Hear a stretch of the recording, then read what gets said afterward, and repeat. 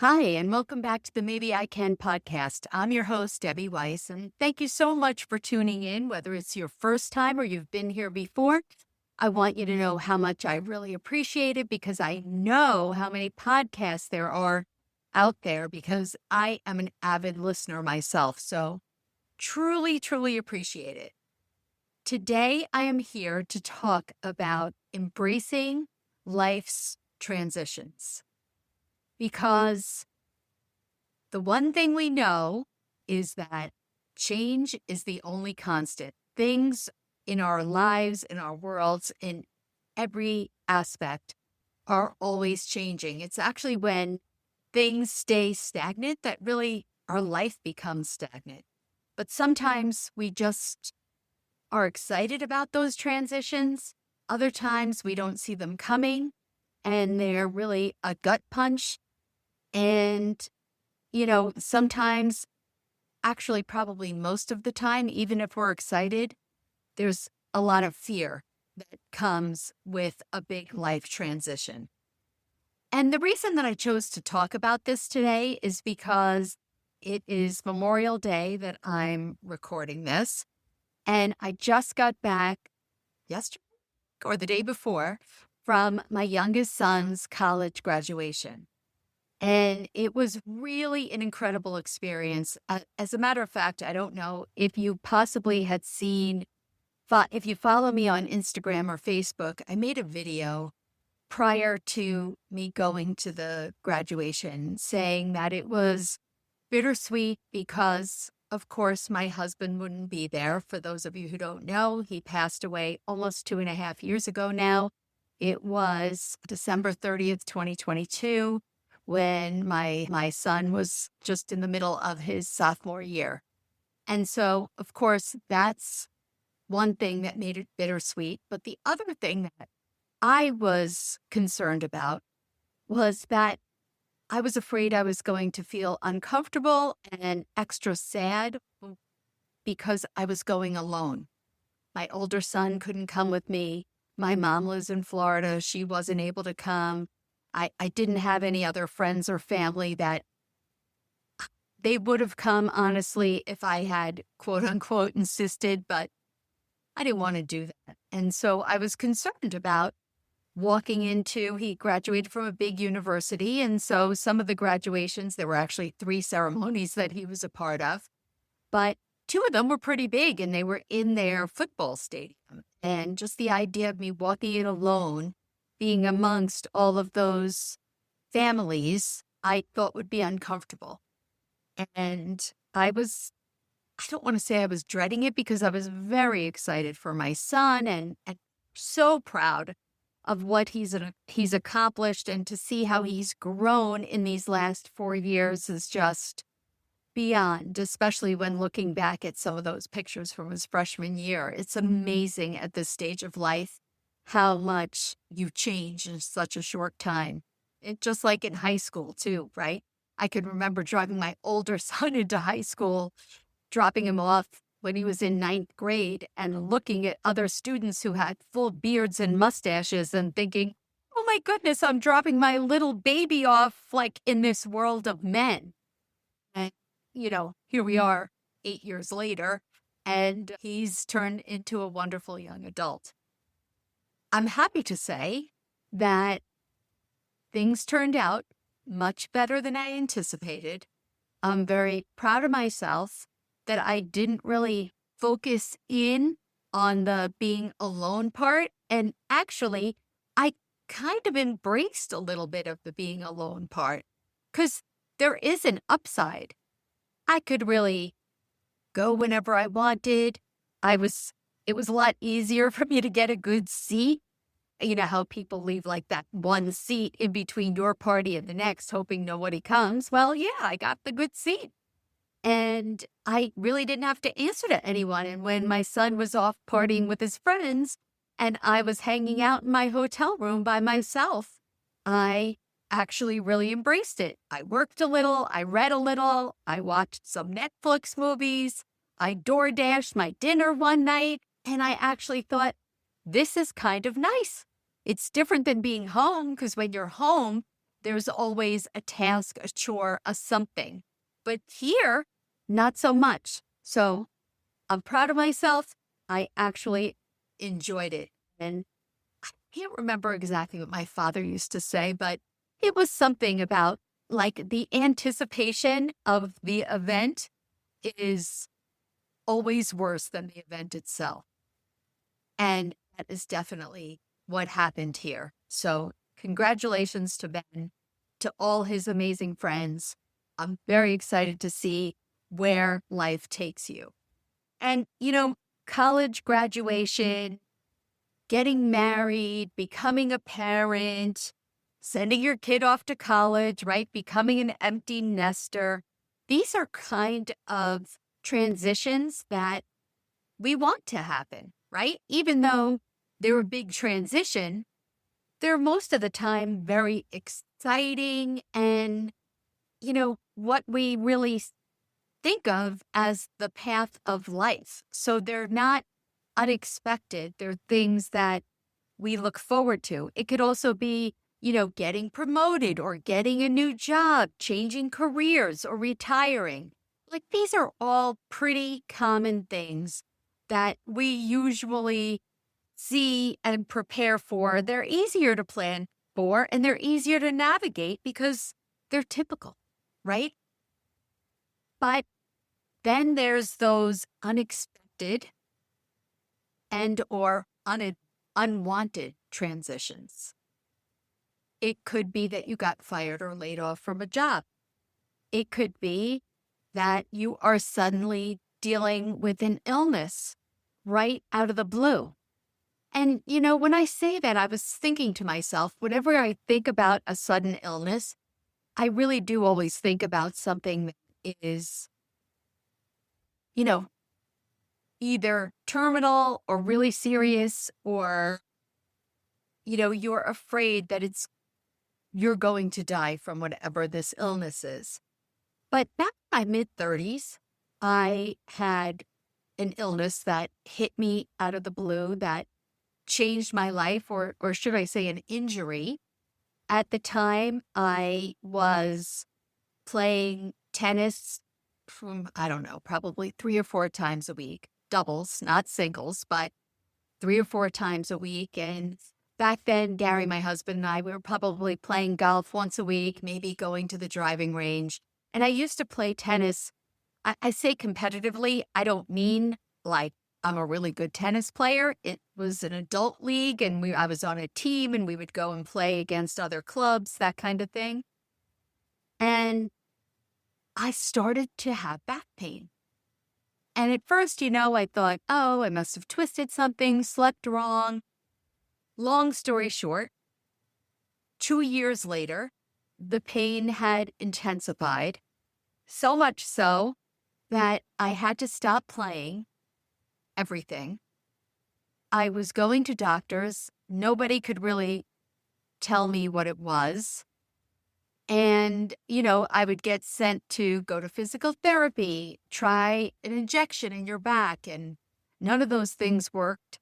And it got so bad that I could not even stand or walk for more than a minute or two. I remember going to a wake and there were no seats. And I was standing in a group of people and tears were streaming down my face because the pain was so unbearable. I actually sat on the floor in the funeral home because that would alleviate my pain. In the end, I wound up needing a spinal fusion, and I think I was, I don't know, maybe 34 or 35 when that happened, and it was a birth defect that I never knew about. And over time, as I grew and, I also struggled with my weight, which I'm sure was a contributing factor, it caused a piece of bone to be pressing on a nerve. And that's 2 years. Like, that upended my life. I mean, tennis, honestly, that was it was my full-time hobby. Besides work, I didn't have any kids at the time. This was what I did. This is kind of like It was my identity. And the idea that I lost that was devastating. And honestly, since then, I have tried many times to go back to playing tennis and never was able to do so at the same level or same intensity. And I had my hips replaced and blah, blah, blah, blah, blah. And I finally said, you know what? It's not worth it anymore. And I got past that and I developed new identities and new hobbies and all the things. But that was something that was completely unexpected and unwanted that really did change my life. Naturally, when we think of unexpected or unwanted things, it is developing some kind of very serious illness. Losing a loved one. As I mentioned, I lost my husband 2.5 years ago. Unexpected. He had been ill. He had actually been ill with all different things for many, many years, but then unexpectedly was diagnosed with a terminal blood cancer unrelated to any of his other illnesses. That rocked our world. I mean, what? How could this be unrelated? This is not something that I want. How do I become a widow at 59 years old? This is not the plan. This was not the plan, right? It's never the plan. But it's so funny because we all know that eventually we're going to die. We all know we don't know when that day will come, but you just never think it's going to happen to you. And it has to happen to someone, and it can happen to any of us, right? And not something that we wanted. And, you walk around in the beginning feeling like, why me? This is so unfair. It is jarring. There are just so many emotions that you go through. And in the end, I think that this is when you really have to dig deep down. And I'm not saying don't feel the grief, and I'm not saying that it's not fair. I'm not saying any of those things.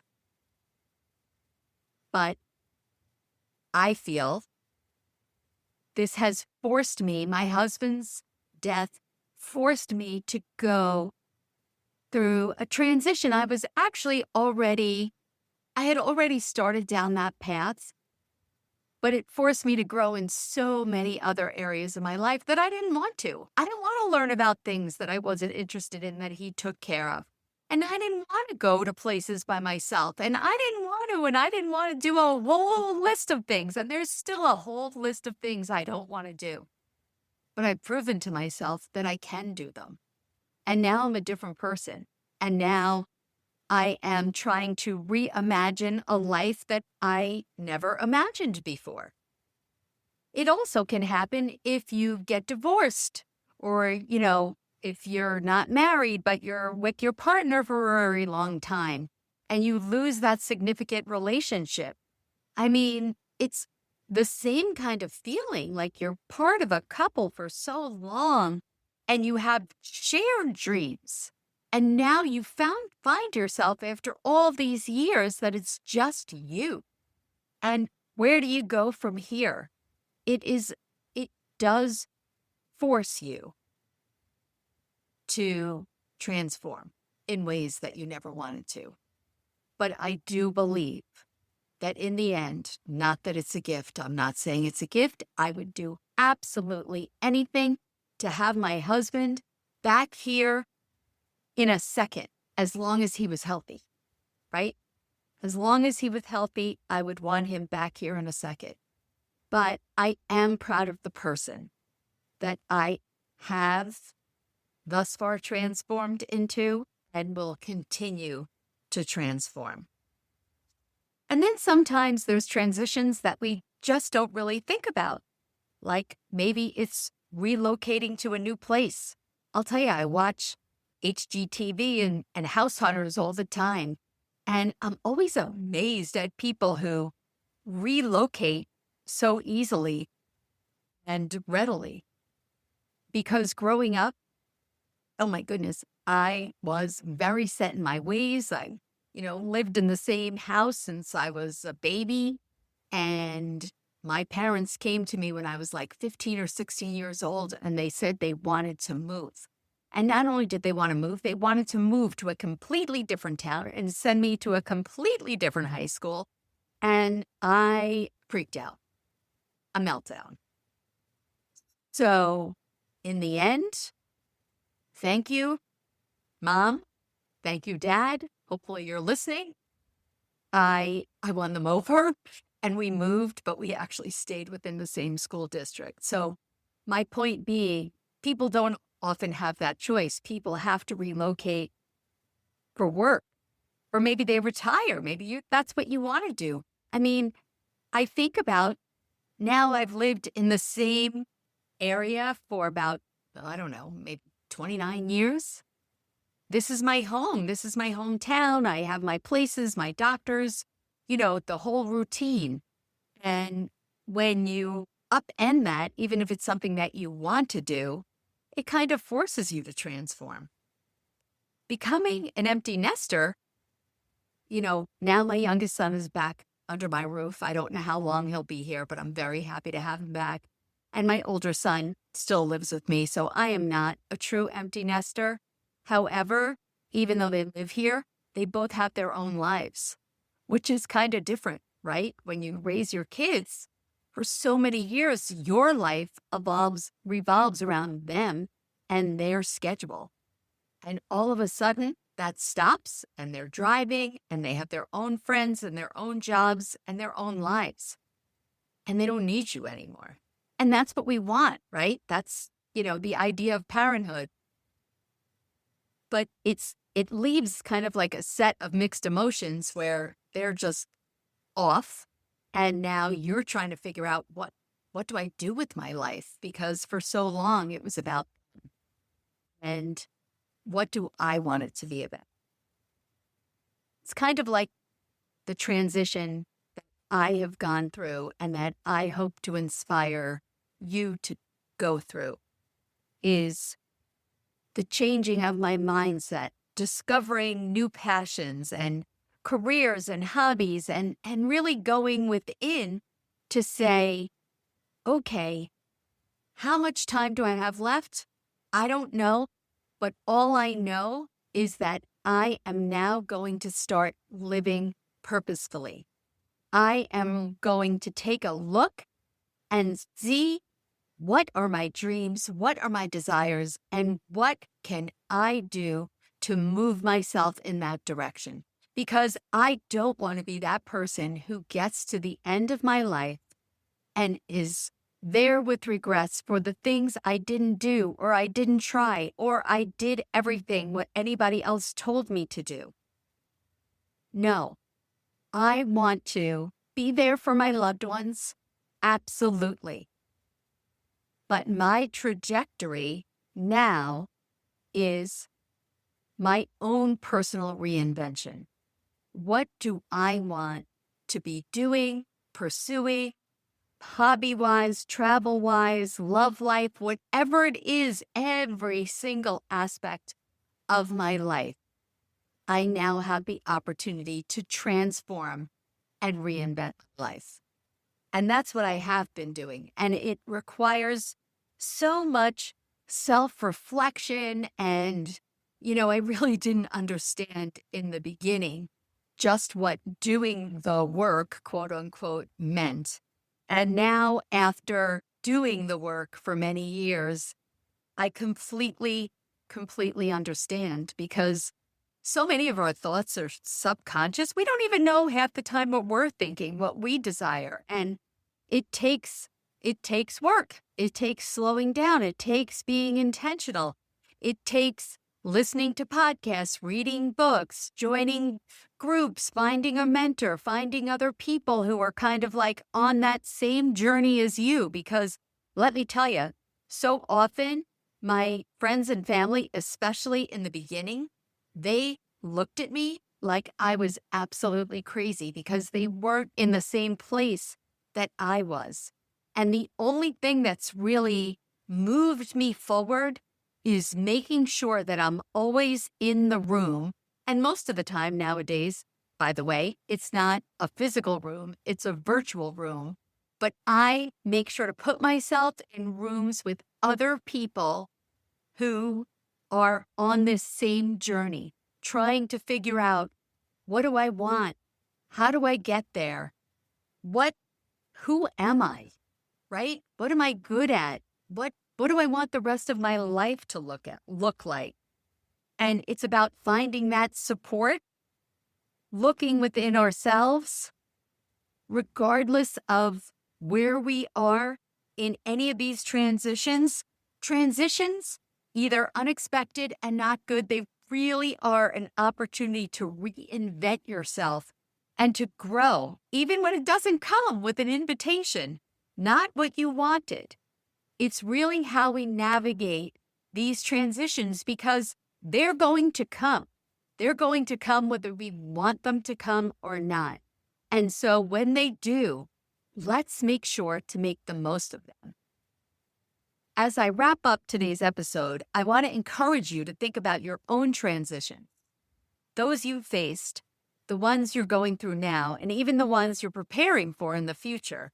And remember, it's all about embracing change and growing through it. If you're ready to take the next step in your own journey and navigate your transitions with more clarity and confidence, I invite you to join my upcoming small group coaching program, Sprinkle Forward, a guided coaching journey. It's specifically designed for women ready to take charge of their lives, build resilience, and embrace new possibilities.